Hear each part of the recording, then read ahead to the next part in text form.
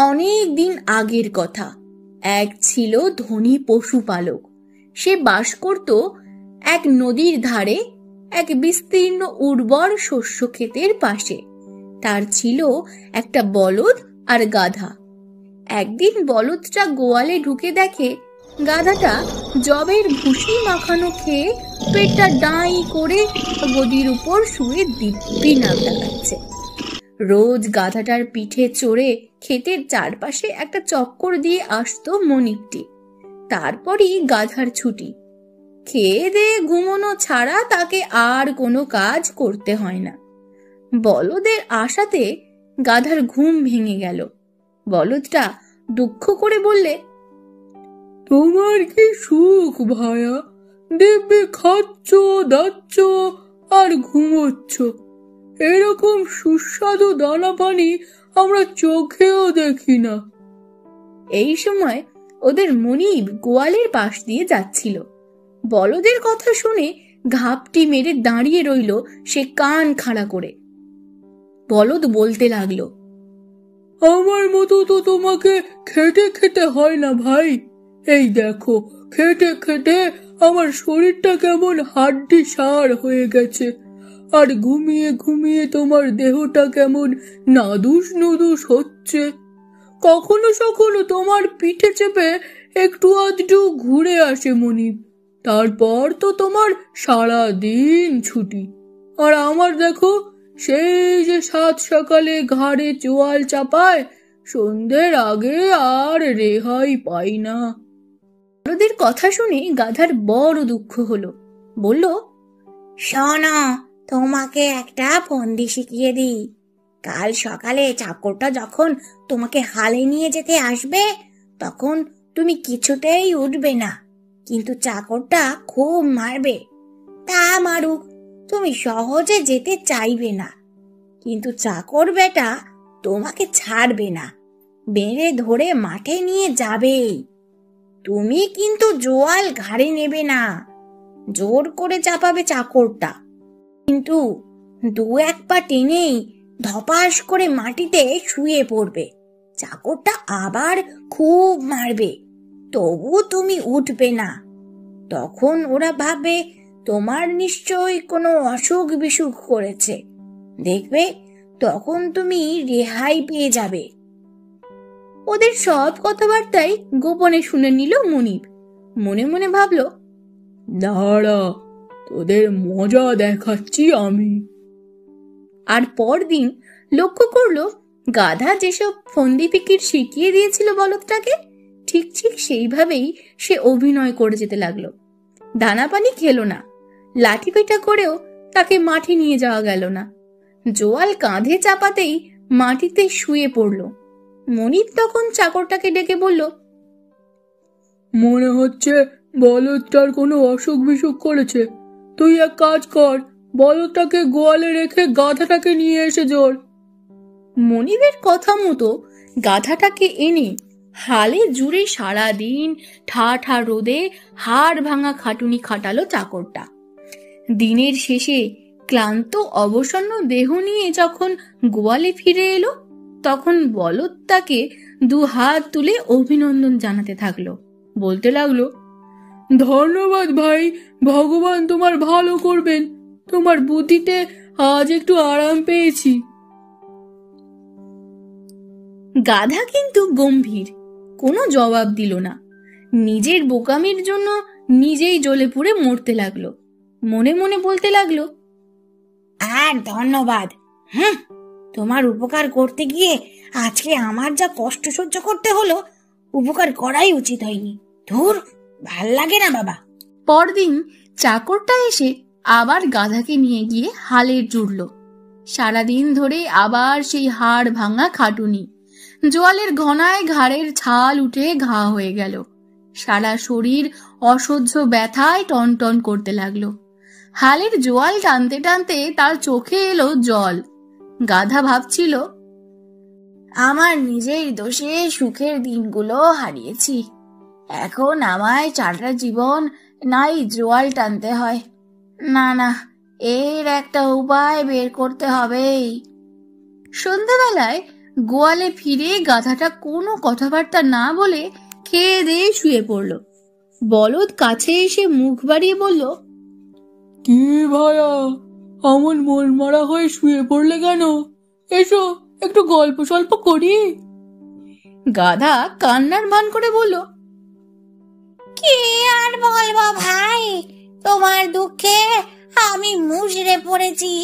এই এতকাল একসঙ্গে আছি আমরা, কিন্তু আজ যা শুনলাম মনে এবার রাখবে না তোমাকে।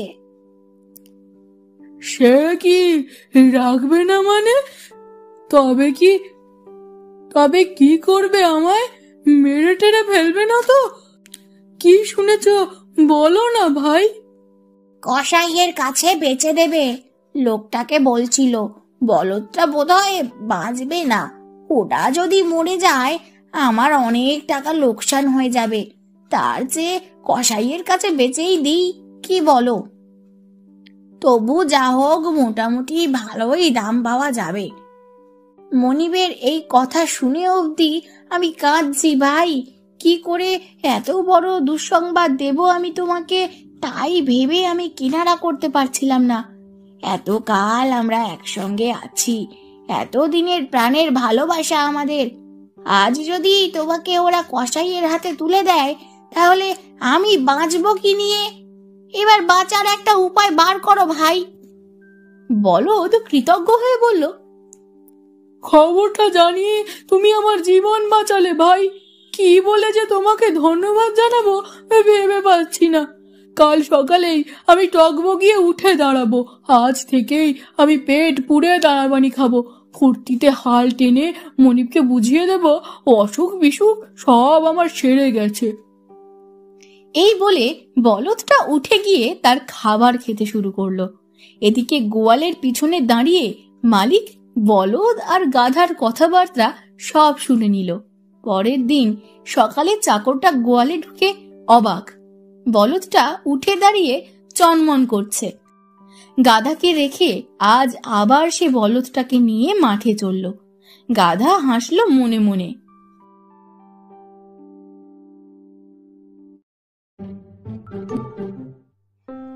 শিয়াল চালাক এ কথা সবাই জানে, তেমনি ছাগল কিংবা ভেড়া যে বোকা এও সকলে জানে।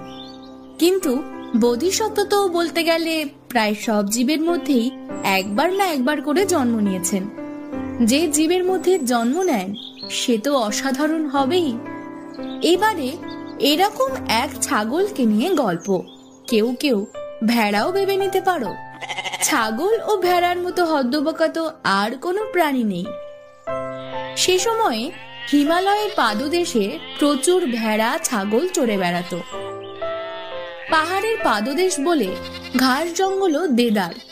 ছাগলরা মনের সুখে খেত আর নাদুস নুদুস হতো।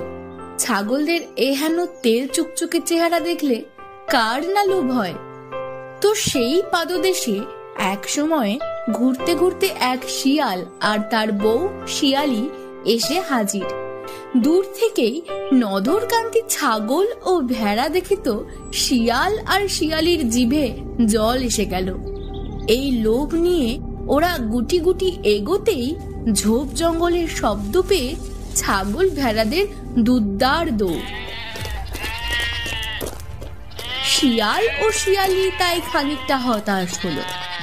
ছাগল ভেড়াদের এমন দৌড়ঝাঁপ দেখে তো ভেড়া ও ছাগলদের অধিপতি মেরমাতা অবাক। কি হয়েছে? অমন ভয় পেয়েছো কেন?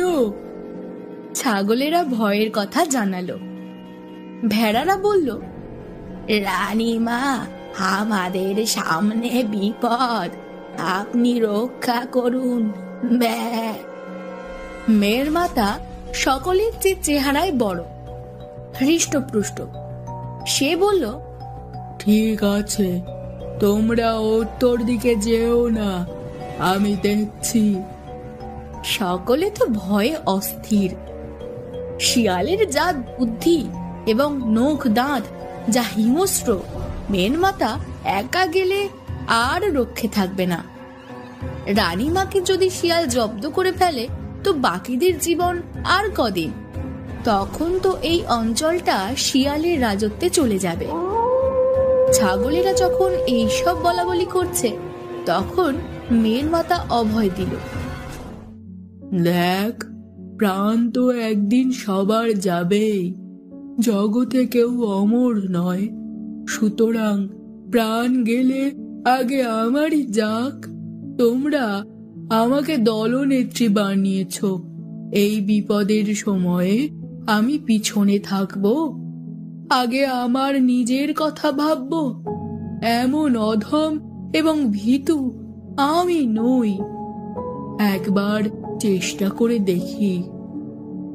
বলে ভেড়াদের মুখের দিকে তাকিয়ে দেখে ভেড়াদের মুখ ভয়ে সাদা, ছাগলগুলো ভয়ে কাঁপছে। বাচ্চা ছাগলগুলো তো কান্না জুড়ে দিল, বলল, না, তুমি যেও না।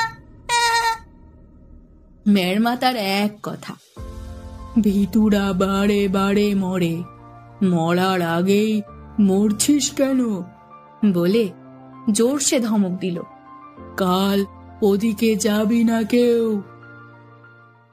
মেয়ের মাতাকে একাই পাদদেশে ঘাস খেতে দেখে শিয়ালেরা বলল, দেখ দেখ কেমন নদরকান্দি ছাগল, কিন্তু একে কারোর একার সাধ্য নেই একে বাগে আনার। শিয়াল আর শিয়ালি তখন সলা পরামর্শ করে ঠিক করলো, মেয়ের মাতার কাছে প্রথমে একজন যাবে, বন্ধুত্ব গড়ে তুলবে, তারপর সুযোগ বুঝে ঝাঁপিয়ে পড়বে। আর একে তুলতে পারলেই আগামী 1-2 বছর এখানে দিব্যি সুখে থাকতে পারবে। তখন তো সব ছোট চেহারার ভেড়া মারবে আর খাবে। এতে যতদিন চলে, এখানে যা ভেড়ার পাল আছে তাতে এমনকি বাকি জীবনটাও কেটে যেতে পারে। মেয়ের মাতার সঙ্গে শিয়ালি গেল বন্ধুত্ব করতে। সে বলতে লাগলো, ভাই, তোমাদের এই জায়গাটা ভারী সুন্দর, চমৎকার আলো হাওয়া এখানে, ভাবছি এখানে কদিন থেকেই যাই। বেশ তো, থেকে যাও, মেয়ের মাতা বলল। সেই থেকে একটু একটু করে ভাব জমাতে থাকে শিয়ালি। মেয়ের মাতা কথা বলে, গল্প করে ঠিকই, কিন্তু সন্দেহের চোখে দেখে শিয়ালিকে। বেশ কদিন পর শিয়ালি খুব মন খারাপ করা মুখ করে বলল, ভাই, আমি তো ভারী মুশকিলে পড়েছি। কি হলো? সুধায় মেয়ের মাতা। শিয়ালি বলল, হঠাৎ গত রাতে ভেদ বমি করে মারা গেছে আমার স্বামী।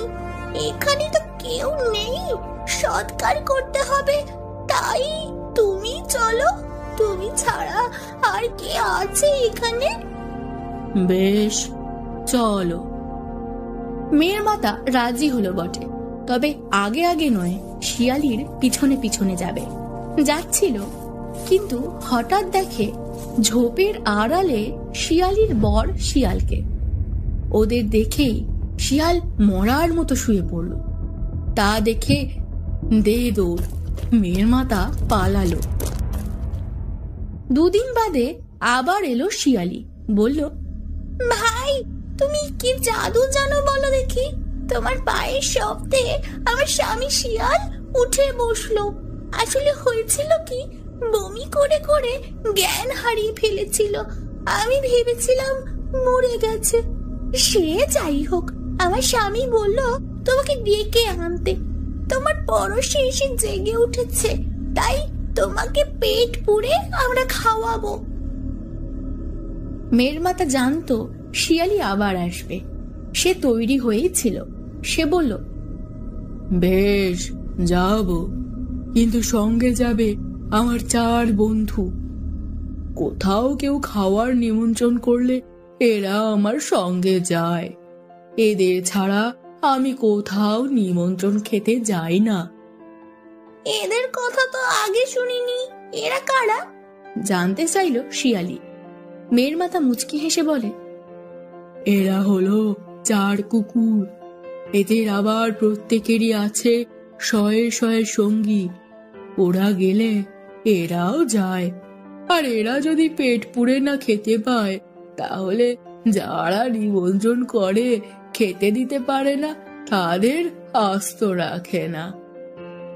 এই কথা শুনে শিয়ালির তো বুকের ভিতরে ঢিপ ঢিপ শুরু হয়ে গেল। বলল, তাহলে থাক, আমরা এতজনের খাবার জোগান দিতে পারবো না। বলে দে ছুট। শিয়ালকে দেখে হাঁপাতে হাঁপাতে শিয়ালই বলতে থাকে, আর এক মুহূর্ত নয়, আগে ভাগো ভাগো এখান থেকে। ওই ছাগলকে যত সহজ মনে করেছিলাম ততটাও নয়, ভাগো ভাগো। শিয়াল আর শিয়ালি পালালো, আর অমুখ হয়নি। ছাগল ভেড়ারাও আগের মতো মহা সুখে জীবন কাটাতে লাগলো ওখানেই। মেয়ের মাতার নামে জয়ধ্বনি পড়তে লাগলো।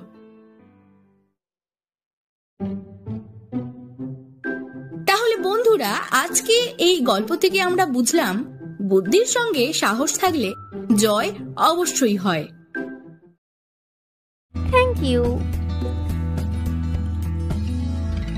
Thank you.